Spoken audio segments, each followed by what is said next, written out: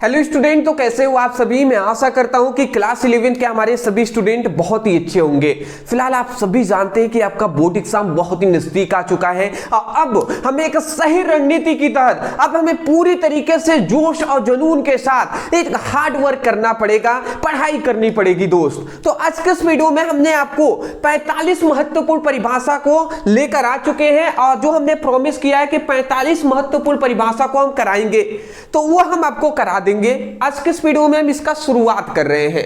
तो चलिए एक एक क्वेश्चन को, सभी जो क्वेश्चन है यहाँ पे सभी हम टेम्पलेट ले चुके हैं, पहले क्वेश्चन फिर दूसरा फिर तीसरा, इस तरीके से सभी को कराते हुए चलेंगे। मैं इतना कह दूं कि जो भी स्टूडेंट अपने एग्जाम अपना जो 2025-26 का जो एग्जाम होने वाला है, 2026 का एग्जाम होने वाला है 11th के स्टूडेंटों के लिए ये वीडियो उन्हीं के लिए इंपॉर्टेंट है, क्योंकि इस एग्जाम में अगर आपको टॉपर बनना है, टॉपर तो फिलहाल मैं नहीं कह सकता कि मतलब अब टॉपर तो स्टेट रैंक टाइप का होता नहीं है, बट हाँ इतना मैं जरूर कह सकता हूं कि अपने स्कूल में एक अच्छा नंबर आप लेकर आ जाएंगे यदि आप हमारी रणनीति की तहत स्टडी करते हैं। तो सभी स्टूडेंट सबसे पहली बात कॉपी पेन लेकर बैठेंगे, सीरियस के साथ फोकस के साथ अपनी पढ़ाई करेंगे जी, ठीक है ना। चलिए जी, तो यहां पे हमारा पहला क्वेश्चन हम स्टार्ट करते हैं। यहां पे हमने लिख दिया है पहले ही कि आज पूरी रात होगी क्लास 12 केमिस्ट्री की, क्लास 11 केमिस्ट्री की तैयारी, ठीक है ना। चलिए पहला हमारा क्वेश्चन आता है, रसायन विज्ञान की परिभाषा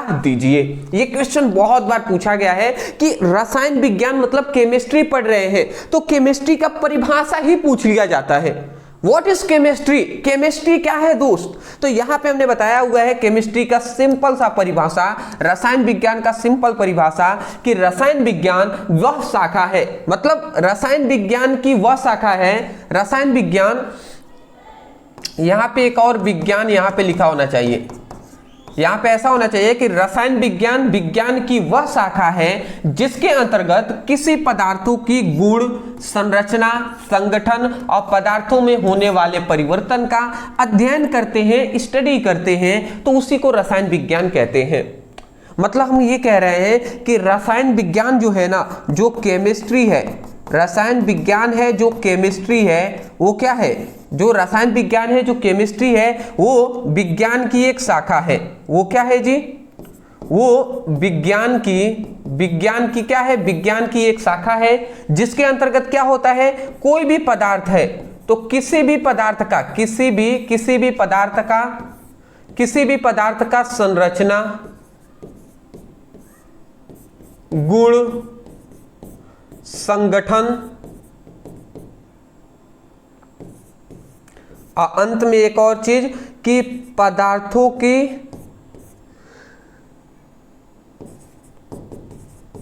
में होने वाले परिवर्तन। तो इन चारों चीजों का अगर हम स्टडी करते हैं, तो वही हमारा क्या कहलाता है, केमिस्ट्री कहलाता है। मतलब आप समझे, केमिस्ट्री क्या है, रसायन विज्ञान विज्ञान की वह शाखा है जिसके अंतर्गत किसी पदार्थों की संरचना, गुण, संगठन और पदार्थों में होने वाले परिवर्तन का अध्ययन करते हैं, तो उसी को हम केमिस्ट्री मतलब रसायन विज्ञान कहते हैं। बताइए आपको समझ में आया या नहीं आया।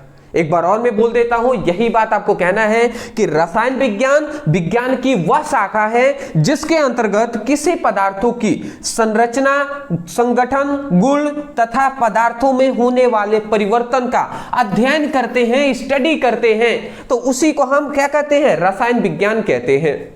चलिए मैं आशा करता हूं समझ गए होंगे। इसके पिता कौन है, तो रसायन विज्ञान के पिता याद रखेंगे, फादर ऑफ केमिस्ट्री कौन है, लेवोजियर है, या इसी को लेवेशिये भी कहते हैं, ठीक है ना। तो पहला क्वेश्चन हमारा कंप्लीट होता है, इसमें केवल परिभाषा ही हमसे पूछा गया था। स्क्रीनशॉट लीजिए, फिर हम दूसरे पर बढ़ेंगे।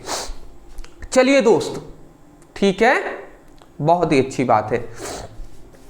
चलिए नेक्स्ट अपने दूसरे क्वेश्चन पे और आते हैं। दूसरा हमारा क्वेश्चन क्या कहता है, कह रहा है कि द्रव्य किसे कहते हैं, इसका भौतिक गुण लिखिए। मैं आपको ये भी बताऊंगा, उससे पहले मैं बता दूं कि हमने आपकी पूरी किताब पर एक वीडियो लाया था जिसमें हमने बताया था कि कितने परिभाषा है, फिर कितने आपके नियम हैं और कितने आपके सिद्धांत हैं। क्या आपको ये बातें याद है? अभी हमने कल या परसों, मतलब 1-2 दिन पहले, मतलब कल नहीं परसों हमने कराया था यही परिभाषा, नियम और सिद्धांत। हमने आपको बताया था कि 47 इंपॉर्टेंट, वही 45 से 47 इंपॉर्टेंट परिभाषा हमने बताया था, नियम हमने आपको 20 बताया था और सिद्धांत हमने 9 आपको बताया था पूरी केमिस्ट्री की किताब से। तो हमने आपसे कहा था कि हम पहले आपको सभी परिभाषा को कराएंगे, फिर उसके बाद हम नियम को कराएंगे, फिर आपको सिद्धांत को कराएंगे। तो अभी हम क्या करा रहे हैं, अभी हम केवल परिभाषा करा रहे हैं। जैसे परिभाषा वाला सेशन कंप्लीट होगा उसके बाद हम फिर नियम पे आएंगे, फिर हम सिद्धांत पे आएंगे। मोस्टली इसको हमें कराने में 6 से 7 दिन का समय हमें चाहिए। आज से वीडियो अपलोड हो रहा है तो मोस्टली 6 से 7 दिन लगेंगे, आपकी केमिस्ट्री समाप्त हो जाएगा, ठीक है ना। तो उसकी टेंशन आप ना लीजिएगा, ठीक है। चलिए जी, तो आप टेंशन ना ही लेना है, इतनी बात आपको पता हो गई है, तो यही मुझे बताना भी था। अब चलिए हमारा आ जाता है द्रव्य या पदार्थ किसे कहते हैं। तो परिभाषा सुन लेते हैं कि हर वो चीज जिसमें क्या होता है, द्रव्यमान होता है। हर वो चीज जिसमें द्रव्यमान होता है, जो स्थान घेरता है और तथा जिसे हम क्या कहते हैं, महसूस करते हैं, पदार्थ कहलाता है। समझ रहे हैं, हर वो चीज जिसमें क्या होता है, द्रव्यमान होता है, जिसमें जो स्थान घेरता है, जिसे हम महसूस करते हैं, वो क्या है, पदार्थ है। जैसे कि टेबल है, टेबल में कुछ ना कुछ द्रव्यमान होगा ना, कि 5 किलो का है, 10 किलो का है, 15 किलो का है, तो वो टेबल क्या है, द्रव्यमान उसमें है। फिर टेबल है, वो स्थान घेरेगा कि नहीं, कोई भी टेबल को रखते हैं तो वो स्थान कुछ ना कुछ घेरेगा, बिल्कुल सही बात है। जिसे हम महसूस करते हैं, जैसे हवाओं को हम देखते नहीं है बट महसूस करते हैं ना, तो हवा हो गया, टेबल हो गया, पानी हो गया, ये सभी क्या है, पदार्थ है, ठीक है। चलिए जी, आशा करता हूं कि इतनी बात आपको समझ में आ गई होंगी। अब पदार्थों का भौतिक गुण हम जान लेते हैं। भौतिक गुण देख ले तो देखिए, इसके निम्नलिखित गुण होते हैं। अब कौन कौन से गुण होते हैं, तो सबसे पहला इसका गुण है कि पदार्थों की 3 अवस्थाएं होती हैं। कौन कौन सा, तो एक होता है ठोस, द्रव और क्या होता है, तीसरा हमारा होता है गैस। तो पदार्थों की 3 अवस्थाएं होती हैं, 3 अवस्थाएं होती हैं, ठोस, द्रव और गैस। प्रत्येक पदार्थों में द्रव्यमान होता है, बिल्कुल सही बात है जी। हवा भी है ना, तो हवा में भी कुछ ना कुछ द्रव्यमान होता है। द्रव्यमान मतलब वही, अगर कोई आलू खरीद रहे हैं तो एक आलू मान लेते हैं 1 केजी का है, तो 1 केजी क्या है, ये 1 केजी द्रव्यमान है। समझ रहे हैं, यही बात कहा जा रहा है। तो प्रत्येक पदार्थ में कुछ ना कुछ द्रव्यमान होगा ही होगा। फिर कह रहा है कि प्रत्येक पदार्थ कुछ ना कुछ स्थान घेरता है, जिसे हम आयतन कहते हैं। बिल्कुल बात सही है, ये एक बोर्ड ही है, तो ये एक पदार्थ है, तो ये कुछ ना कुछ स्थान घेरा हुआ है कि नहीं घेरा हुआ है, बिल्कुल घेरा हुआ है। तो प्रत्येक पदार्थ क्या होते हैं, कुछ ना कुछ स्थान घेरते हैं। अगला कह रहा है कि पदार्थ का अपना निश्चित रंग होता है। पदार्थों का क्या होता है, एक अपना निश्चित रंग होता है। एक निश्चित रंग होता है कि ऐसा है, जैसे कोई ब्लैक बोर्ड है तो ये देखिए काला है, ठीक है। हमारा जैसे कि कोई भी चीज, ये पेन है तो ये काला है, ठीक है। अगर हम चाहें तो ब्लैक बोर्ड को व्हाइट भी कर सकते हैं। ब्लैक बोर्ड जो हमारे स्कूल में, जो हम कह सकते हैं कि एक ज्ञान का प्रतीक है हमारा ब्लैक बोर्ड, जिस पे हम लोग शुरू से पढ़ते हुए आ रहे हैं। अभी भी जाएंगे तो सरकारी स्कूलों में ब्लैक बोर्ड पर ही पढ़ाया जा रहा है, ठीक है। तो ये चीजें हैं। अगला हमारा आ जाता है, तो यहाँ पे स्थान गिरता है, चलिए ये हम समझ गए। प्रत्येक रंग इसका निश्चित रंग होता है, ये भी समझ लिए। ठोसों का आकार निश्चित होता है, बिल्कुल सही बात है। अब ये एक ठोस पदार्थ है, तो इसका आकार और आकार निश्चित है कि नहीं, कि ये इस आकार का है, बिल्कुल सही बात है जी। अगला आता है पदार्थ कठोर और नर्म हो सकते हैं। पदार्थ जो होते हैं वो कठोर भी हो सकते हैं, नर्म भी हो सकते हैं। जैसे कठोर मतलब एक लोहा हमने ले लिया, लोहा कठोर है। और नर्म का मतलब एक रबड़ हमने ले लिया, तो रबड़ नर्म भी तो होता है ना, समझ रहे हैं। तो दोनों ही पदार्थ हैं। तो आशा करता हूं कि आपको सब चीजें ये समझ में आ गई होंगी। पदार्थ किसे कहते हैं, पदार्थों का भौतिक गुण क्या होता है। तो हमने बेसिक यहाँ पे इंफॉर्मेशन देने का प्रयास किया है, ये आप 2 हेडिंग डालकर लिख लीजिएगा, ठीक है। चलिए जी, स्क्रीनशॉट लेते हुए चलेंगे हम। चलिए, तो आज आपकी हम जितना हो सकेगा उतना परिभाषा कराने का प्रयास करेंगे इस 45 में से। तो यहाँ पे हमारा तीसरा इंपॉर्टेंट आता है, परमाणु, अणु और तत्वों की परिभाषा परिभाषित कीजिए। तो परमाणु किसे कहते हैं दोस्त, फिर हम अणु जानेंगे, फिर हम तत्व जानेंगे, ठीक है। तो पहले हम आ जाते हैं परमाणु पर। परमाणु क्या होता है, तो किसी तत्व का वह सबसे छोटा कण, किसी भी तत्व का वह सबसे छोटा कण जो रासायनिक अभिक्रिया में भाग ले सकता है, उसे परमाणु कहते हैं।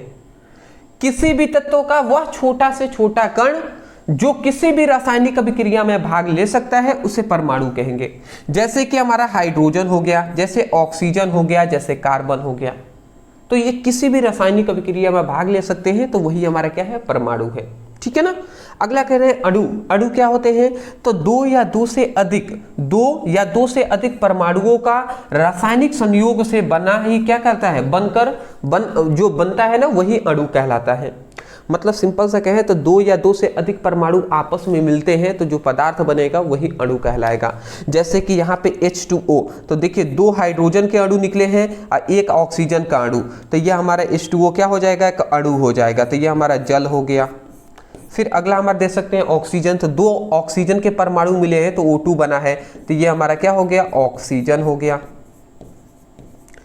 ये हमारा क्या हो गया जी, यहाँ पे आपको दिखाई दे रहा है कार्बन डाइऑक्साइड, तो ये हमारा कार्बन डाइऑक्साइड हो गया। अगला आता है तत्व। तत्व क्या होते हैं, तो वे शुद्ध पदार्थ जो केवल एक ही प्रकार के परमाणुओं से बने होते हैं, उसे हम क्या कहते हैं, उसे हम तत्व कहते हैं। मतलब वे शुद्ध पदार्थ जो एक ही प्रकार के परमाणु से बने होंगे तो उसे हम क्या कहेंगे, तत्व कहेंगे। जैसे कि लोहा हो गया Fe, तो Fe के जो जितने भी इसके परमाणु होंगे सब Fe ही होंगे। फिर तांबा जो होता है, जिसे हम कॉपर से प्रदर्शित करते हैं, तो कॉपर है, तो ये एक ही प्रकार के परमाणुओं से मिलकर बना होता है। सोना है जो हमारा Au,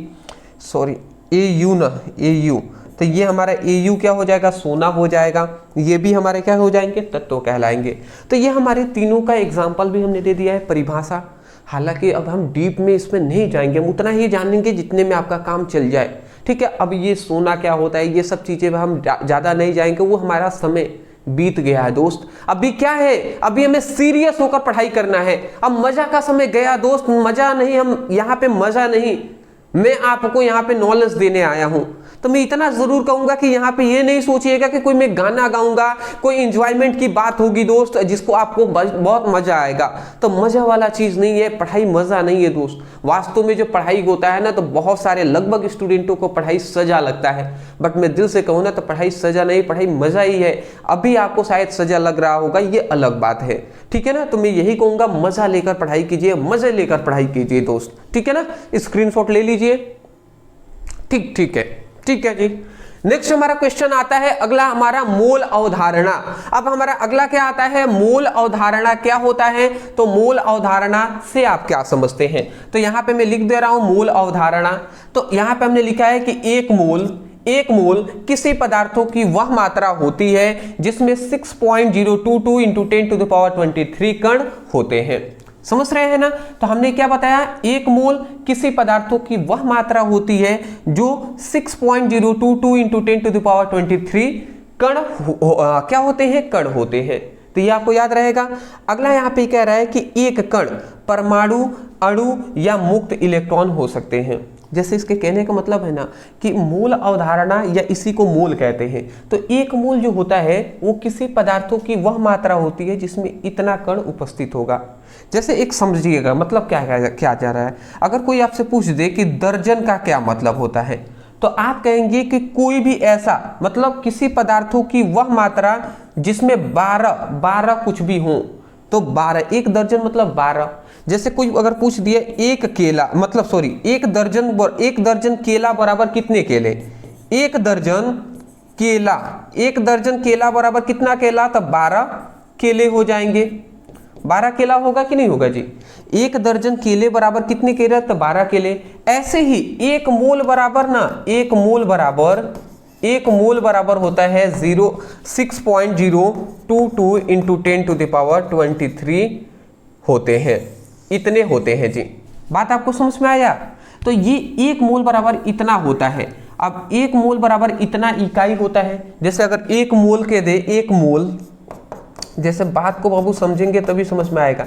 एक मोल हाइड्रोजन बराबर कितने हाइड्रोजन, तो आप क्या बता देंगे, 6.022 × 10⁻23 हाइड्रोजन। तो ये समझ के ना। अगर कोई पूछ दे कि एक मोल ऑक्सीजन बराबर कितने, तो इतने ऑक्सीजन। बात समझ रहे हैं ना। तो यही बात कहा जा रहा है कि एक मोल किसी पदार्थों की वह मात्रा होती है जिसमें इतना कण होते हैं। ठीक है ना। चलिए जी, और यह कण परमाणु, अणु या मुक्त इलेक्ट्रॉन हो सकते हैं। ये जो कण है ना, ये परमाणु भी हो सकते हैं, अणु भी हो सकते हैं, मुक्त इलेक्ट्रॉन भी हो सकते हैं। तो चलिए, आशा करता हूं आपको समझ के होंगे। हाँ, एक और चीज बता दूं, मैं भूल रहा हूं, चलिए मैं इसको भी बता दे रहा हूं। इसी संख्या को अवगाद्रो संख्या, इसी संख्या को अवगाद्रो संख्या भी कहते हैं, इस वाली संख्या को। तो एक मोल किसी पदार्थों की वह मात्रा होती है जिसमें 6.022 इंटू 10⁻23 इकाई उपस्थित हो, और इस संख्या को ही हम क्या कहते हैं, अवगाद्रो संख्या कहते हैं। जैसे यहाँ पे कहा गया है, यह कण जो होते हैं वो परमाणु, अणु या मुक्त इलेक्ट्रॉन हो सकते हैं। जैसे यहाँ पे ये कह देता कि एक मोल परमाणु बराबर कितने परमाणु, तो आप कहते हैं इतना परमाणु। एक मोल अणु बराबर कितने अणु, तो इतने अणु। एक मोल मुक्त इलेक्ट्रॉन बराबर कितने इलेक्ट्रॉन, तो इतने इलेक्ट्रॉन। समझ गए होंगे आप, स्क्रीनशॉट। चलिए दोस्त, बिल्कुल भी हमें टाइम वेस्ट नहीं करना है, हम फटाफट लेकर चलेंगे, एक एक क्वेश्चन को समझते हुए चलेंगे। अगला हमारा आता है परमाणु द्रव्यमान और अणु भार क्या होता है। परमाणु द्रव्यमान और अणु भार में अंतर क्या है, तो चलिए हम समझ लेते हैं। तो यहां पे हम बता दें परमाणु द्रव्यमान। परमाणु द्रव्यमान क्या होता है कि किसी एक परमाणु का द्रव्यमान को परमाणु द्रव्यमान कहते हैं। कोई भी एक परमाणु का जितना द्रव्यमान होता है ना, उसी को परमाणु द्रव्यमान कहते हैं। ये सबसे सिंपल परिभाषा है, किसी भी परमाणु के द्रव्यमान को परमाणु द्रव्यमान कहते हैं, ठीक है ना, ये आप याद रखेंगे। और इसे एटॉमिक मास यूनिट में मापा जाता है। अगर आपको उदाहरण से जानना है तो एक हाइड्रोजन बराबर कितने परमाणु द्रव्यमान होता है, तो एक एटॉमिक मास यूनिट होता है। हाइड्रोजन सॉरी ऑक्सीजन, एक ऑक्सीजन में कितने क्या होता है, उसका परमाणु द्रव्यमान होता है, तो 16 एटॉमिक मास की यूनिट होता है। तो ये आप याद रखेंगे। जैसे हमने कहा ना कि अगर कोई हमसे पूछ दे कि एक परमाणु का द्रव्यमान, मान लेते हैं एक परमाणु का द्रव्यमान 1 है, तो यही एक इसका क्या होगा, परमाणु द्रव्यमान कहलाएगा। एक परमाणु का अगर द्रव्यमान अगर कह देता है कि एक परमाणु का द्रव्यमान 1 kg है, तो 1 kg ही क्या कहलाएगा, परमाणु द्रव्यमान कहलाएगा। आशा करता हूं कि आपको समझ में आ गया होगा क्या हमने यहाँ पे कहा, ठीक है। यहाँ पे एक और चीज याद रखेंगे कि परमाणु द्रव्यमान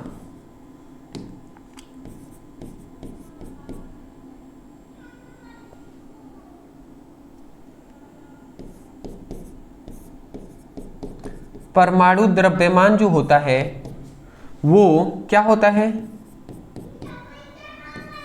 प्रोटॉनों की संख्या प्लस न्यूट्रॉनों की संख्या के योग के बराबर होता है। यह आप याद रखेंगे। परमाणु द्रव्यमान होता है वो प्रोटॉनों की संख्या और न्यूट्रॉनों की संख्या के योग के बराबर होता है, ठीक है ना। तो ये भी आप परिभाषा बोल सकते हैं, एक फॉर्मूला हमने बता दिया। अगला हमसे यहाँ पे पूछा जा रहा है कि अणु भार किसे कहते हैं, तो यहाँ पे कहा गया है कि किसी अणु में उपस्थित सभी परमाणुओं के द्रव्यमान के योग को अणु भार कहते हैं। क्या हमसे कहा गया, किसी अणु में उपस्थित सभी परमाणुओं के द्रव्यमान के योग को अणु भार कहते हैं। किसी अणु में उपस्थित सभी परमाणुओं के द्रव्यमान के योग को अणु भार कहते हैं। मतलब आपको समझ में आ गया होगा, कोई भी अणु है तो उसमें उपस्थित सभी परमाणुओं के द्रव्यमानों के योग को अणु भार कहते हैं। अगर नहीं समझ में आया तो समझ जाते हैं। जैसे H2O है, तो ये एक हमारे पास अणु है, तो किसी अणु में देखिए, किसी अणु में उपस्थित सभी परमाणु, अब सभी इसमें कौन कौन से परमाणु है, तो एक हमारा हाइड्रोजन परमाणु है और एक क्या है, हमारा ऑक्सीजन परमाणु है। तो किसी अणु में उपस्थित सभी परमाणुओं के द्रव्यमान, अब इसका हाइड्रोजन का द्रव्यमान कितना होता है, हाइड्रोजन का द्रव्यमान हम जानते हैं 1 होता है, तो 1 हमने लिख दिया, परंतु 2 यहाँ पे हाइड्रोजन है तो इसीलिए 2 से हम गुणा करा देंगे। फिर ऑक्सीजन का कितना होता है, 16 होता है, तो 16 हमने लिख दिया, बट एक ही ऑक्सीजन है तो इसको 1 से गुणा करा देंगे। तो ये कितना आता है, 2 एकम में 2 आ जाएगा और इसका 16 एकम में 16। तो हमें क्या बताया गया कि किसी अणु में उपस्थित सभी परमाणुओं के द्रव्यमानों के योग करेंगे तो योग को ही हम क्या कहते हैं, अणु भार कहते हैं। तो 18 आया ना, तो यही H2O का अणु भार कितना हो जाएगा, 18 हो जाएगा। तो परिभाषा समझ में आ क्या होगा कि किसी अणु में उपस्थित सभी परमाणुओं के द्रव्यमानों के योगफल को या योग को ही अणुभार कहते हैं। चलिए स्क्रीनशॉट आप ले लीजिए, समझ में आपको आ गया होगा। हाँ, एक और चीज मैं बता दूं, ये आपको करके दिखाने की कोई जरूरत नहीं है, आप डायरेक्ट लिख सकते हैं कि जल का अणुभार 18 होता है, ठीक है ना। तो ऐसे आप लिख दीजिएगा H2O का अणुभार 18 AMU होता है। चलिए समझ गए होंगे, ऐसा लिख देना है आपको। अगला हमारा आता है 6th नंबर हमारा क्वेश्चन। 6th नंबर क्वेश्चन आता है कि प्रतिशत संगठन क्या है, उसका उपयोग लिखिए। अब प्रतिशत संगठन क्या होता है, तो यहां पे हम लिख देते हैं प्रतिशत संगठन। ध्यान से समझेंगे, समझ में आ जाएगा। कह रहा है कि किसी यौगिक में उपस्थित प्रत्येक तत्वों की मात्रा को द्रव्यमानों के प्रतिशत के रूप में व्यक्त करना ही प्रतिशत संगठन कहलाता है। मतलब यहाँ पे ये कह रहा है कि किसी यौगिक में उपस्थित तत्वों की मात्रा को द्रव्यमान के प्रतिशत के रूप में व्यक्त करना ही क्या कहलाता है, प्रतिशत संगठन कहलाता है। तो ये एक इसकी परिभाषा है, इस परिभाषा को केवल आपको याद रखना है। अब कोई भी यौगिक है, जैसे कि मान लेते हैं सपोजेट एक यौगिक है H2SO4, ठीक है ना। तो ये एक हमारे पास एक यौगिक है। तो किसी यौगिक में उपस्थित प्रत्येक तत्वों की मात्रा, अब प्रत्येक तत्व कितना है, तो यहाँ पे अगर हमसे बात करें तो हाइड्रोजन 2 मात्रा में है, सल्फर 1 मात्रा में है और ऑक्सीजन 4 मात्रा में है।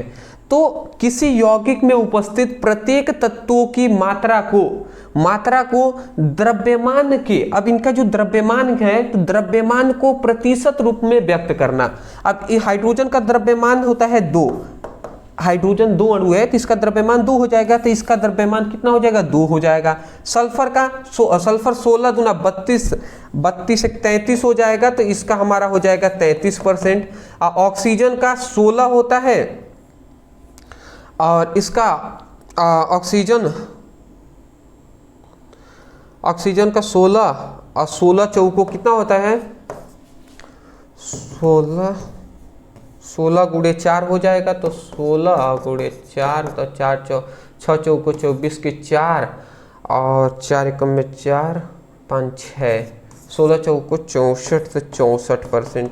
तो इस तरीके से देख सकते हैं कि हमने क्या बताया, किसी यौगिक में उपस्थित प्रत्येक तत्वों की मात्रा को द्रव्यमान प्रतिशत के रूप में व्यक्त करना ही क्या कहलाता है, प्रतिशत संगठन कहलाता है।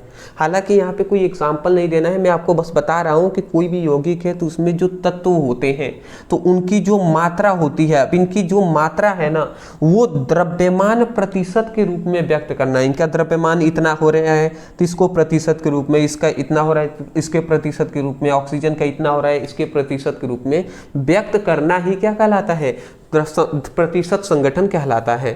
समझ के होंगे, ठीक है। चलिए इसको इरेज कर दिया हम। उपयोग क्या होता है, किसी यौगिक में उपस्थित तत्वों की प्रतिशत मात्रा ज्ञात करने में। देखिए ध्यान से समझेंगे, कोई भी यौगिक है ना तो किसी यौगिक में उपस्थित तत्वों की प्रतिशत मात्रा ज्ञात करने में किया जाता है, ठीक है ना। दूसरी बात क्या है, किसी यौगिक के अनुभाविक सूत्र ज्ञात करने में किया जाता है। कोई भी यौगिक है तो उसके अनुभावीय सूत्र ज्ञात करने में करते हैं। अगला आता है यौगिक की शुद्धता जांच करने में किया जाता है, कोई यौगिक कितना शुद्ध है। रासायनिक विश्लेषण में पदार्थों की संरचना समझने में किया जाता है कि कोई भी पदार्थ का संरचना कैसे होगा उसको समझने में भी इसका उपयोग किया जाता है। अब प्रयोगशाला में और उद्योगों में क्या होता है, रसायनों की मात्रा का निर्धारण करने में किया जाता है। प्रयोगशाला या उद्योगों में कितना हमें कौन सा प्रोडक्ट लेना है इसकी मात्रा को हमें निर्धारण करने के लिए, निश्चित करने के लिए भी प्रतिशत संगठन का उपयोग करना पड़ता है, इसका उपयोग होता है वहां पे, ठीक है ना। तो आपको क्या है कि आपको इन सभी को याद करना है, ठीक है। मैं इसको इरेज कर दे रहा हूं फिलहाल, ठीक है। चलिए जी, तो आप स्क्रीनशॉट ले लीजिए। सभी बहुत ही ज़्यादा इंपॉर्टेंट है। मैं तो यहाँ पे मज़ा देने तो आया नहीं हूँ, तो मज़ा तो नहीं आ रहा होगा, मैं इतनी बात जानता हूँ जी, मज़ा तो नहीं आ रहा होगा। बट मैं ये भी कह सकता हूँ मज़ा नहीं है पढ़ाई, पढ़ाई मज़ा नहीं है दोस्त, पढ़ाई पूरी जिम्मेदारी है एक, जो आपका कर्तव्य है जिसको आपको निभाना है। तो मेहनत करिएगा, मैं तो इतना ही कहूँगा। और कंसिस्टेंसी के साथ हमारा 1 घंटे की ये क्लासेस है मोस्टली, तो 1 घंटे में जितनी हम परिभाषा करा सकते हैं उतना हम कराने का ज़रूर प्रयास करेंगे, ठीक है ना। पर डे 1-1 घंटे की क्लास होंगी। तो परमाणु की संरचना से आप क्या समझते हैं? तो परमाणु की संरचना, परमाणु की संरचना क्या होता है? परमाणु की संरचना का तात्पर्य परमाणु के भीतर उपस्थित नाभिक, नाभिक में क्या होते हैं? प्रोटॉन और न्यूट्रॉन, तथा नाभिक के चारों ओर परिक्रमा करते इलेक्ट्रॉनों की व्यवस्था से है। मतलब परमाणु की संरचना का मतलब ये होता है ना कि कोई परमाणु के, ये मान लेते हैं सपोजिटेड परमाणु है, तब परमाणु के भीतर जो क्या होते हैं? नाभिक होती है। तो परमाणु के केंद्र में जो नाभिक होता है, जिसमें क्या होता है? जिसमें क्या होता है जी? प्रोटॉन होता है और न्यूट्रॉन, मतलब प्रोटॉन और न्यूट्रॉन जिसमें होते हैं, ये बात हम जानते हैं। और नाभिक के चारों ओर क्या होती है? नाभिक की चारों ओर वृत्ताकार कक्षाएं होती हैं, जिसमें क्या होता है? वृत्ताकार कक्षाएं होती हैं, जिसमें मुक्त इलेक्ट्रॉन क्या करता है? गति करता है। जिसमें ये मुक्त इलेक्ट्रॉन है ये क्या कर रहा है? जिसमें मुक्त इलेक्ट्रॉन है ये गति कर रहा है। समझ रहे हैं? तो यही हमने कहा कि परमाणु की संरचना का तात्पर्य क्या है कि परमाणु के भीतर उपस्थित नाभिकों में, नाभिक मतलब प्रोटॉन और न्यूट्रॉन, तथा नाभिक के चारों ओर परिकल्पना करने वाले इलेक्ट्रॉनों की व्यवस्था है कि किस प्रकार नाभिक में इलेक्ट्रॉन प्रोटॉन है, किस प्रकार नाभिक के चारों ओर जो कक्षाएं हैं इसमें मुक्त इलेक्ट्रॉन गति किस प्रकार कर रहे हैं। इन सभी चीज़ों का एक सिस्टमैटिक होना ही क्या होता है? परमाणु की संरचना कहलाता है। तो सिंपल सा तो कहा गया है कि परमाणु की संरचना का तात्पर्य, मतलब इसका मतलब है कि परमाणु के भीतर उपस्थित नाभिक, नाभिक मतलब प्रोटॉन और न्यूट्रॉन, तथा नाभिक के चारों ओर परिक्रमा करते इलेक्ट्रॉनों की व्यवस्था। नाभिक है तो नाभिक की चारों ओर परिक्रमा करने वाले इलेक्ट्रॉनों की व्यवस्था से है। समझ गए होंगे आप, ठीक है ना। तो ये आपका हमारा 7वां नंबर हो गया। केवल बस परिभाषा लिखना है, समझाने के लिए फिगर की आवश्यकता नहीं है दोस्त, ठीक है ना।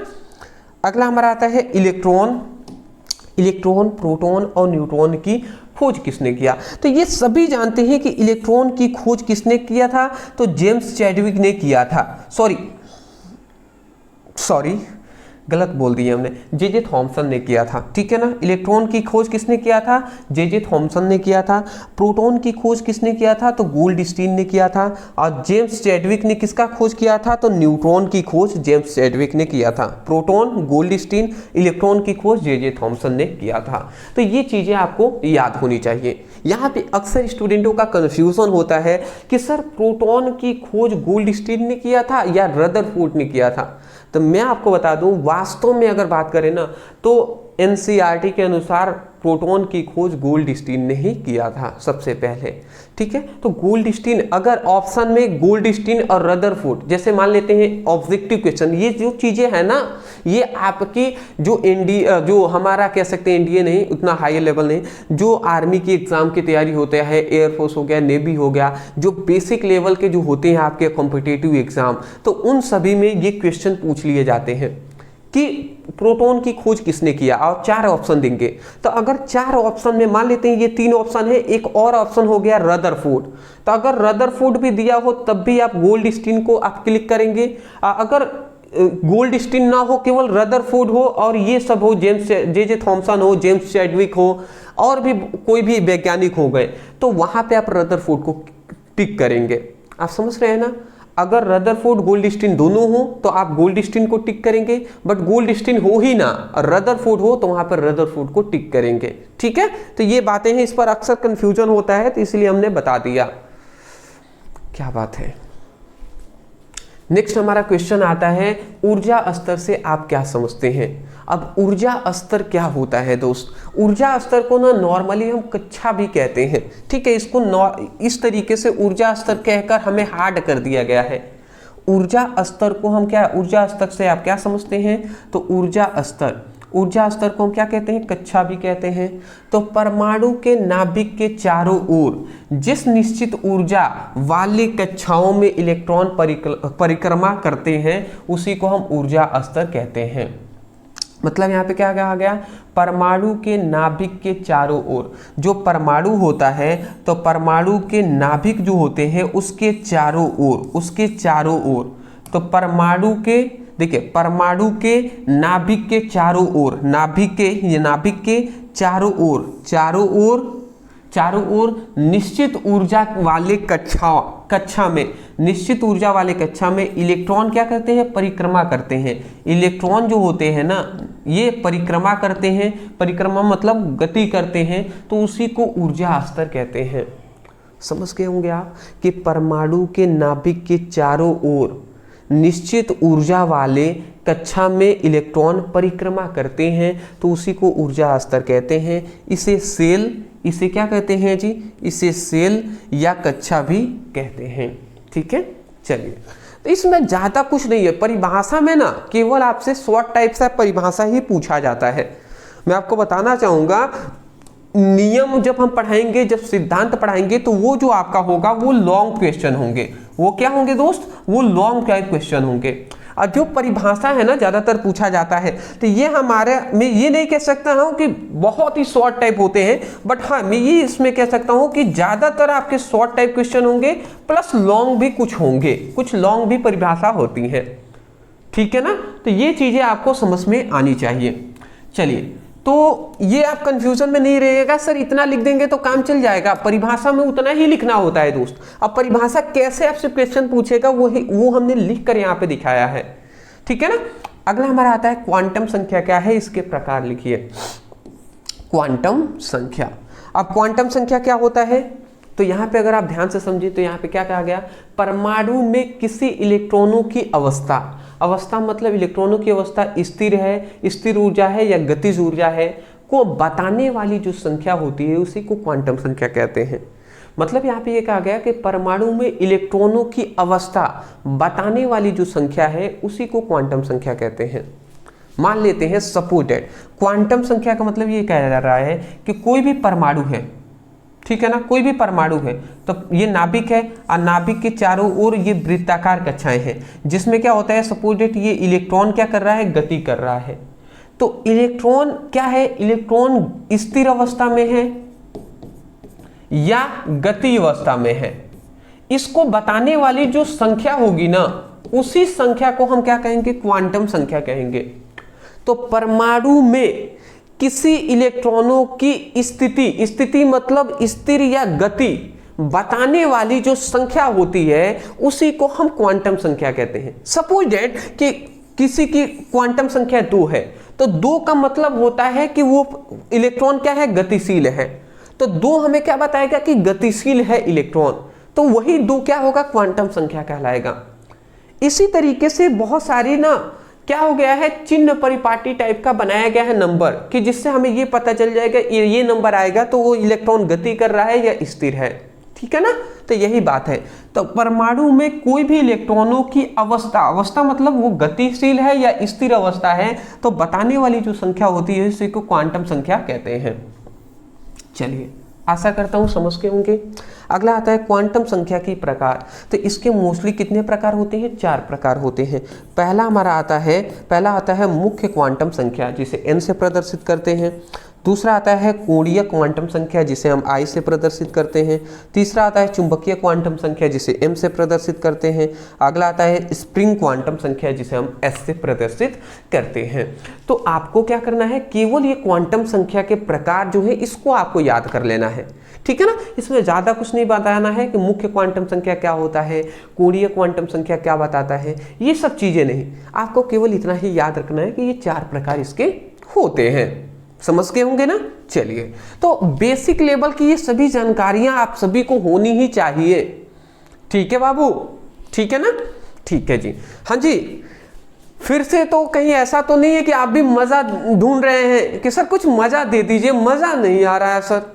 मज़ा क्लास 12 के स्टूडेंटों को मैं जब पढ़ाता हूँ तो उनमें से कुछ स्टूडेंट हैं जो बोरिंग टाइप के कहते हैं, सर बोर हो रहे हैं, अब मन नहीं कर रहा है सर पढ़ने का। भैया मज़ा लेने थोड़ी ना हम आए हैं, पढ़ाई मजा नहीं है दोस्त, पढ़ाई मजा नहीं है, पढ़ाई सजा टाइप का ही है। और सजा वास्तव में नहीं है, बल्कि आपको सजा लगती है। जिस अवस्था में आप हैं उस अवस्था में पढ़ाई सजा ही लगता है, बट वास्तव में पढ़ाई सजा नहीं है दोस्त, मजा है, मजा। समझ रहे हैं ना। चलिए अगला आता है इलेक्ट्रॉनिक विन्यास क्या है। अब इलेक्ट्रॉनिक विन्यास क्या होता है दोस्त, तो यहाँ पे हम बताते हैं इलेक्ट्रॉनिक विन्यास।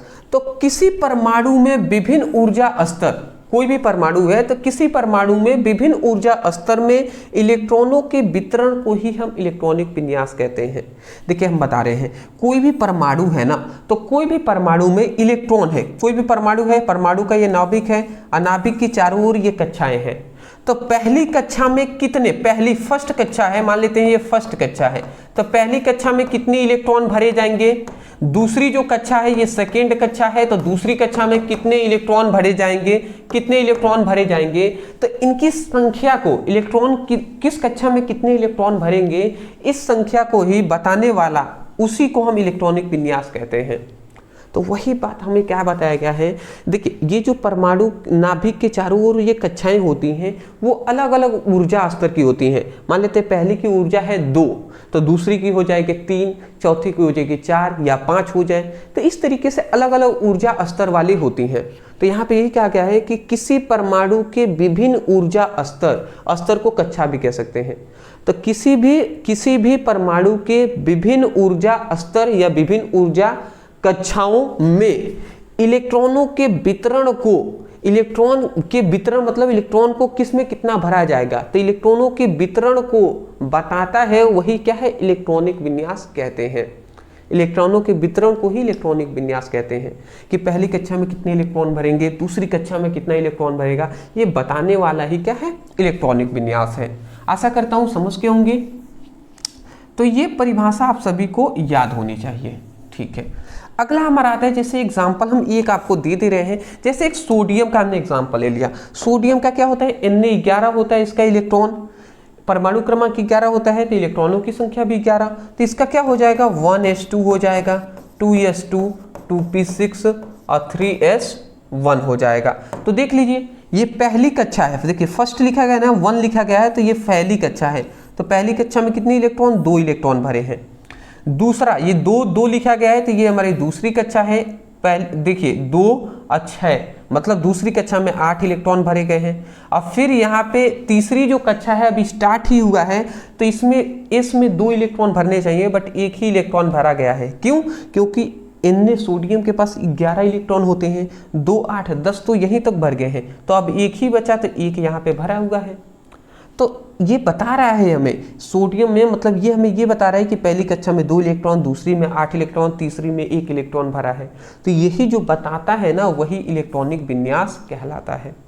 ठीक है, तो आपको क्या करना है दोस्त, आपको कुछ भी नहीं करना है, आपको सिंपल सी, चलिए ये नहीं होगा, इसको भी मैं इरेज कर दे रहा हूं। हाँ, ओहो ओहो, क्या बात है। तो ये आपको इलेक्ट्रॉनिक विन्यास केवल लिख लेना है। स्क्रीनशॉट लेने के लिए कहना पड़ेगा दोस्त, ले लीजिएगा, ठीक है ना।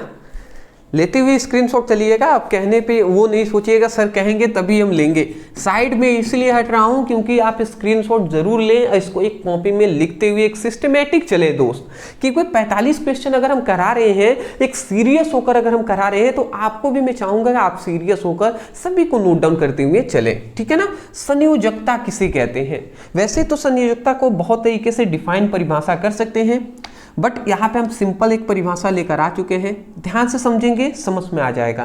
कह रहा है कि किसी परमाणु की वह क्षमता, कोई भी परमाणु की वह क्षमता, ठीक है ना, वह कैपेसिटी, वह क्षमता जिससे वह इलेक्ट्रॉन को त्याग कर ग्रहण करके या साझा करके अन्य परमाणुओं से रासायनिक बंध बनाता है, तो उसी को हम संयोजकता कहते हैं। समझ रहे हैं क्या बात कहा गया, कि कोई भी परमाणु की वह क्षमता जो क्या करता है, जो किसी परमाणु की वह क्षमता जिससे वह इलेक्ट्रॉनों को त्याग कर या ग्रहण करके या साझा करके अन्य परमाणुओं से रासायनिक बंध बनाता है, तो उसी को हम क्या कहेंगे, हम क्या कहेंगे जी, हम जो ये संयोजकता कहेंगे। मान लेते हैं सपोज डेट ये एक परमाणु है और ये एक परमाणु है, ठीक है ना। अब मान लेते हैं इसमें ये एक इलेक्ट्रॉन, ये अपना एक इलेक्ट्रॉन दे रहा है और ये अपना ये एक इलेक्ट्रॉन, ये वाला परमाणु एक इलेक्ट्रॉन ले रहा है। तो जब एक इलेक्ट्रॉन देगा एक कोई लेगा एक परमाणु, तो इन दोनों के बीच एक बंध बनेगा।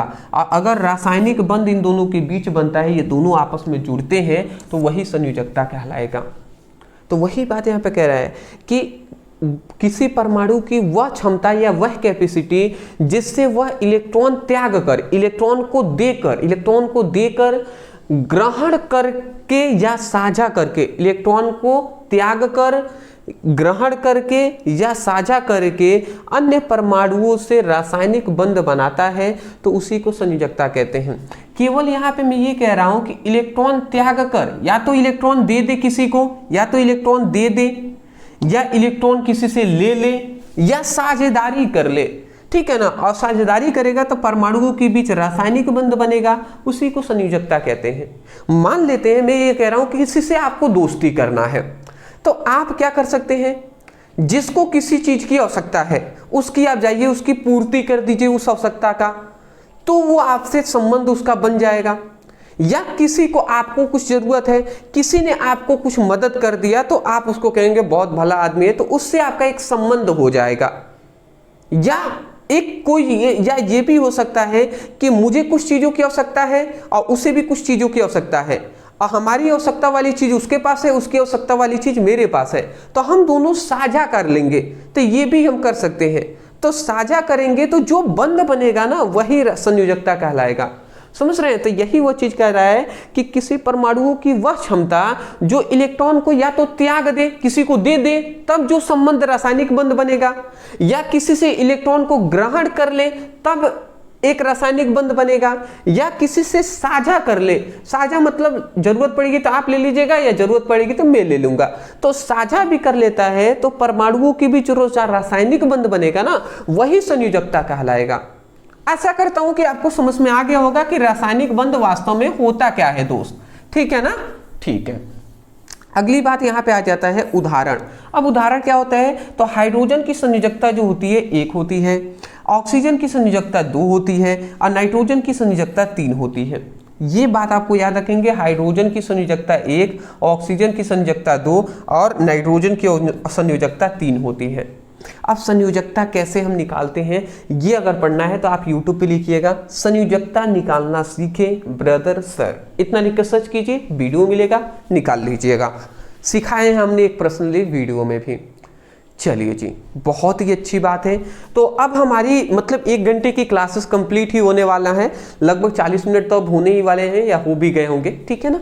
तो चलिए कोई नहीं, अभी कुछ क्वेश्चन और हम देखेंगे, ठीक है, उसके बाद अभी कंप्लीट करेंगे। इलेक्ट्रॉन ग्रहण ऊर्जा को परिभाषा लिखिए। अब इलेक्ट्रॉन ग्रहण ऊर्जा की परिभाषा में देना है, देख लेते हैं क्या है जी।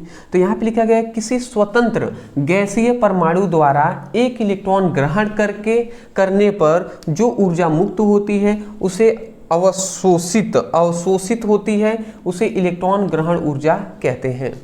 यहाँ पे अगर ध्यान से समझें तो किसी स्वतंत्र गैसीय परमाणु द्वारा, कोई भी स्वतंत्र गैसीय परमाणु है, ठीक है ना, कोई भी सपोज दैट कोई भी गैसीय परमाणु है, याद रखेंगे गैसीय परमाणु, कोई भी गैसीय परमाणु है, जैसे क्या हो जाएगा, जैसे ऑक्सीजन एक गैसीय परमाणु है, ठीक है, हाइड्रोजन एक गैसीय परमाणु है, तो वो स्वतंत्र होना चाहिए, फ्रीडम होना चाहिए, ठीक है, आजाद होना चाहिए। तो कोई भी स्वतंत्र गैसीय परमाणु द्वारा एक इलेक्ट्रॉन ग्रहण करने पर, अगर एक इलेक्ट्रॉन ग्रहण करने पर मान लेते हैं कोई स्वतंत्र गैसीय परमाणु है, ये किसी से भी कोई एक मान लेते हैं कोई परमाणु है, तो इससे ये एक इलेक्ट्रॉन क्या हो रहा है, ये गैसीय परमाणु ले रहा है। तो ग्रहण करने पर इससे जो ऊर्जा मुक्त होगी, ग्रहण करेगा ना, लेगा, तो इससे क्या होगी, कुछ ऊर्जा क्या होगी, मुक्त होगी। तो जो ऊर्जा मुक्त होती है या अवशोषित होगी, या किसी से इलेक्ट्रॉन लेगा तो इसकी ऊर्जा में क्या होगी, वृद्धि होगी। तो उसी को अवशोषित होना मतलब इसको ऊर्जा मिलेगी भी या निकल भी सकता है, तो उसी को हम क्या कहेंगे, इलेक्ट्रॉन ग्रहण ऊर्जा कहते हैं। मतलब आपको समझ में आया, कि कोई भी स्वतंत्र गैसीय परमाणु द्वारा इलेक्ट्रॉन को ग्रहण करने पर जो ऊर्जा मुक्त होता है या अवशोषित होता है, उसी की मात्रा को हम क्या कहते हैं, उसी को ही हम इलेक्ट्रॉन ग्रहण ऊर्जा कहते हैं। मतलब ये चीजें कहा जा रहा है कि ये गैसीय परमाणु अगर इलेक्ट्रॉन लेगा तो या तो इसको क्या मिलेगा, या तो इससे ऊर्जा निकलेगी या इससे ऊर्जा इसमें बढ़ेगी। तो जो ऊर्जा बढ़ेगी या घटेगी ना, तो उसी को ही हम इलेक्ट्रॉन ग्रहण ऊर्जा कहते हैं। अगर सिंपल सी बात है, अगर गैसीय परमाणु के पास एक इलेक्ट्रॉन की आवश्यकता होगी, तो अगर आवश्यकता को पूर्ण कर देगा तो इसकी ऊर्जा बढ़ जाएगी, अगर आवश्यकता को घटा देगा तो इसकी ऊर्जा से इसमें से ऊर्जा निकल जाएगी। आप आशा करता हूं मैं आप बात समझ रहे होंगे मैं क्या कहना चाह रहा हूं, ठीक है ना। तो इसको आप याद रखिएगा। अगला कह रहा है इसे इलेक्ट्रॉन अभिरुचि भी कहा जाता है। इसका नाम एक और क्या है, इसका नाम भी है इलेक्ट्रॉन अभिरुचि, ठीक है ना। इसके इलेक्ट्रॉन अभिरुचि भी कहा जाता है, ये दूसरा नाम है, इसको आप याद रखिएगा। स्क्रीनशॉट केवल परिभाषा पूछा गया है ना। चलिए, थोड़ा सा ठंडी तो है ही फिलहाल, पर ठंडी तो लग नहीं रहा है अभी, बट अब थोड़ा थोड़ा एहसास हो रहा है। चलिए कोई नहीं जी। परमाणु त्रिज्या किसे कहते हैं, तो परमाणु त्रिज्या हम देख लेते हैं जी। परमाणु त्रिज्या, तो यहाँ पे हमने क्या लिखा है, किसी परमाणु के नाभिक के केंद्र से उससे बाहर इलेक्ट्रॉन स्तर तक की दूरी को ही हम परमाणु त्रिज्या कहते हैं। यहाँ पे क्या बात कहा गया, किसी परमाणु के नाभिक के केंद्र से, किसी परमाणु के नाभिक के केंद्र से उसके बाहर इलेक्ट्रॉन स्तर तक की दूरी को परमाणु त्रिज्या कहते हैं। मतलब अगर समझ रहे होंगे परमाणु त्रिज्या कहते हैं, तो कोई भी परमाणु है तो नाभिक के केंद्र से उससे बाहर इलेक्ट्रॉन स्तर तक की दूरी को ही परमाणु त्रिज्या कहते हैं। अगर ये समझ में नहीं आया तो ये आप समझिएगा। ये हमारे क्या है, ये हमारा एक परमाणु है, ये हमारा परमाणु का नाभिक है, ठीक है ना। ये नाभिक है, अब इसकी कक्षाएं हैं, तो ये पहली कक्षा हो गया, ये सपोज डेट दूसरी कक्षा हो गया, ये हमारा सपोज डेट ऐसा हम कह दे रहे हैं कि ये हमारा तीसरी कक्षा हो गया। ये हम क्या कह रहे हैं, ये हमारा तीसरी कक्षा हो गया। तो पहली कक्षा यहाँ पे कह रहा है ना, अंतिम कक्षा मान लेते हैं ये है, इसमें इलेक्ट्रॉन है। तो हम कह रहे हैं किसी परमाणु के नाभिक, ध्यान से समझेंगे यहाँ पे क्या बात कहा जा रहा है, किसी परमाणु के नाभिक के केंद्र से, ये नाभिक है ना, तो किसी परमाणु के नाभिक के केंद्र से अंतिम इलेक्ट्रॉन तक की दूरी को ही हम क्या कहते हैं, परमाणु त्रिज्या कहते हैं। तो देखिए, किसी परमाणु के नाभिक के केंद्र से, किसी परमाणु के नाभिक के केंद्र से, केंद्र मतलब बीच से, उसके बाहरी इलेक्ट्रॉन स्तर मतलब बाहरी इलेक्ट्रॉन कक्षा तक की दूरी को ही हम क्या कहते हैं, परमाणु त्रिज्या कहते हैं। समझ के ना। तो ये बातें हैं जी। जैसे यहाँ पे लिखा गया, हाइड्रोजन की त्रिज्या हीलियम की त्रिज्या से बड़ी होती है। ये आप याद रखेंगे, हाइड्रोजन की जो त्रिज्या होती है हीलियम की त्रिज्या से बड़ी होती है। अब क्यों बड़ी होती है, इसका रीजन अभी नहीं बता पाएंगे भैया। क्यों? क्योंकि हम यहाँ पे रीजन मैं आपको बता दूं कि ये जो चैप्टर है ना, परमाणु की संरचना, आप टॉपिक पढ़िएगा चैप्टर परमाणु की संरचना 1 शॉट, ठीक है ना। 1 शॉट लिखकर सर्च कर लीजिए और थोड़ा मेहनत कीजिए, अगर जानना है तो 1 शॉट लिख के सर्च कीजिए। इसमें हम जब परमाणु त्रिज्या वाला एक टॉपिक हमने पढ़ाया हुआ है, तो उसमें हमने बताया है कि कैसे बड़ी होती है, कब छोटी होती है, दाएं से बाएं जाने पर बढ़ेगी या घटेगी, ये सब चीज़ें हमने उसमें बताया हुआ है।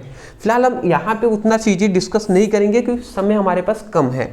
अगला कह रहा है कि आवर्त सारणी में बाएं से दाएं जाएंगे ना, आवर्त सारणी में बाएं से अगर दाएं जाएंगे, ठीक है, मतलब लेफ्ट से अगर राइट जाते हैं, तो परमाणु त्रिज्या क्या होती है, घटती है। परमाणु त्रिज्या क्या होती है, घटती है। अगर समूह में ऊपर से नीचे जाने पर, समूह जो होता है उसमें अगर ऊपर से नीचे जाने पर परमाणु त्रिज्या क्या होती है, बढ़ती है। अब बहुत सारे स्टूडेंटों को क्या डाउट हो रहा होगा, सर आवर्त सारणी क्या होता है, या सर समूह क्या होता है, या ये चीजें दोनों नहीं पता होगा जिनको, तो भैया कैसे समझ में आएगा। तो इसलिए मैं कहूँगा आवर्त सारणी, समूह क्या होता है, ये सभी चीजें, वर्ग क्या होता है, ये सभी चीजें हमने पढ़ाया हुआ है परमाणु की संरचना चैप्टर में। तो या तो आपके पास पेशेंस है कि सर हम याद कर लेंगे ये मुख्यतः पॉइंट को, ज़्यादा सिंपल ही है, ज़्यादा हार्ड नहीं है, तो ठीक बात है। अगर आप समझना चाहते हैं तो लिखिए परमाणु की संरचना ब्रदर सर वन शॉट, इतना लिख कर सर्च कीजिए, वीडियो हमारा आएगा, एक वीडियो में पूरी चैप्टर कंप्लीट, उसमें हमने सब कुछ डिस्कस किया हुआ है। भैया स्क्रीनशॉट, ठीक है, चलिए जी, अच्छी बात है। हमको तो लगा फिर से कहना पड़ेगा, बट ले लिए थे, अच्छी बात है, स्क्रीनशॉट आपने। अगला हमारा 15 नंबर क्वेश्चन आता है, आयनीकरण ऊर्जा क्या होते हैं। आयनीकरण ऊर्जा क्या होता है ये हमें बताना है।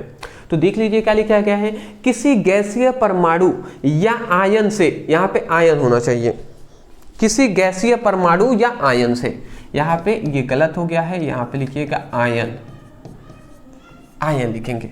तो किसी गैसीय परमाणु या आयन से एक इलेक्ट्रॉन निकालने के लिए आवश्यक न्यूनतम ऊर्जा को ही ऊर्जा को हम क्या कहते हैं, आयतन ऊर्जा, सॉरी आयनीकरण ऊर्जा कहते हैं।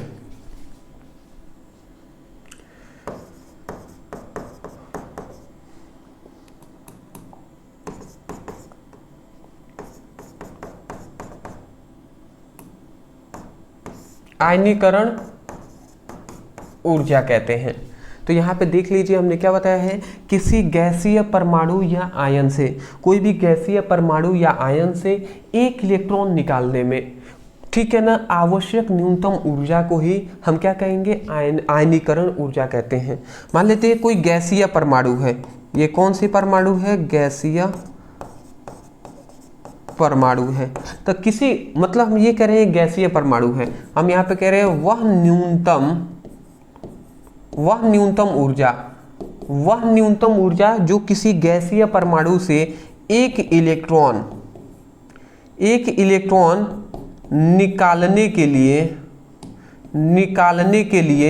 के लिए क्या होता है, आवश्यक होता है, उसी को हम आयनीकरण ऊर्जा कहते हैं। समझ रहे हैं ना, किसी गैसीय परमाणु, ठीक है ना, किसी गैसीय परमाणु से एक इलेक्ट्रॉन निकालने के लिए आवश्यक न्यूनतम ऊर्जा को ही हम आयनीकरण ऊर्जा कहते हैं। मतलब क्या बताया गया, किसी गैसीय परमाणु से एक इलेक्ट्रॉन निकालने के लिए आवश्यक न्यूनतम ऊर्जा को ही हम आयनीकरण ऊर्जा कहते हैं। या ये भी आप कह सकते हैं कि वह न्यूनतम ऊर्जा जो किसी गैसीय परमाणु से एक इलेक्ट्रॉन निकालने के लिए आवश्यक होता है, उसे आयनीकरण ऊर्जा कहते हैं। तो दोनों में से जो अच्छा लगे वो आप कह सकते हैं, बशर्ते क्या है कि आपको समझ में आनी चाहिए जो हम आपको समझाने का प्रयास कर रहे हैं। समझ गए ना। तो चलिए दोस्त, तो ये हमारा जो चैप्टर है 45 क्वेश्चन हमने कराया हुआ था, 45 क्वेश्चन 45 परिभाषा हमने कराया है। तो इसमें हमने आपको क्या कर दिया, ये पार्ट 1 हम सपोज डेट मान लेते हैं कि ये पार्ट 1 है, जिसमें हमने क्या कराया, जिसमें हमने 15 इंपॉर्टेंट को करा दिए। अगर आप चाहते हैं कि सर इसका पार्ट 2 भी लेकर आइए, तो आपको क्या लिखना है, ये चीजें मैं यहाँ पे लिख दे रहा हूँ कमेंट में। अगर कम से कम मतलब अगर 50 मतलब 51 प्लस स्टूडेंटों ने भी कमेंट कर दिए, तो मैं बिल्कुल प्रॉमिस करता हूं कि आपकी परिभाषा पर पार्ट 2 भी जरूर आएगा। बट आपको कमेंट करना है, क्या लिखना है यही देख लीजिए। आपको लिखना है केमिस्ट्री, देख लीजिए केमिस्ट्री पहले लिखेंगे, फिर केमिस्ट्री इंपॉर्टेंट परिभाषा पार्ट 2 लाइए। जरूरी नहीं कि हिंदी में ही लिखें, आप हिंदी इंग्लिश जो भी चाहे आप लिख सकते हैं, बशर्ते मुझे समझ में आनी चाहिए। मैं कमेंट सभी को पढ़ता हूं, तो समझ में आनी चाहिए कि आप पार्ट 2 लाना चाहते हैं।